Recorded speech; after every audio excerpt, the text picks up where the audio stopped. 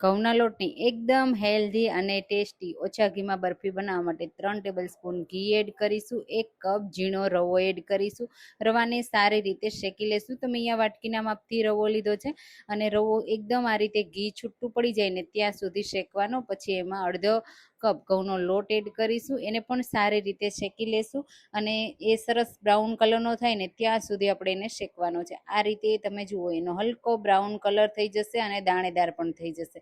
હવે એને થોડી વાર માટે સાઈડમાં મૂકીશું. હવે બીજી પેનમાં 1 કપ ખાંડ, અડધો કપ પાણી એડ કરી અને સરસ એવી એક તારની ચાસણી તૈયાર કરવાની છે. તો આ રીતે ખાંડ મેલ્ટ થઈ જશે અને આ રીતે બબલ્સ થાય ને એટલે ચાસણીને ચેક કરી લેવાની.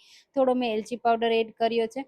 હવે આ મિક્સર સાથે ખાંડની ચાસણી મિક્સ કરી થોડી વાર માટે ચલાવતા રહેવાનું, એટલે એકદમ જાળીદાર મિક્સર તૈયાર થશે અને આ રીતે પેનથી અલગ થવા લાગે ને હવે કોઈ પણ થાળી કે પ્લેટમાં સરસ રીતે સેટ કરી હલકું ઠંડુ થાય ને એટલે એમાં કટ લગાવી પછી પ્રોપર ઠંડુ થવા દેવાનું અને પછી સર્વ કરવાનું. તો એકદમ ટેસ્ટી હેલ્ધી આ બરફી ટ્રાય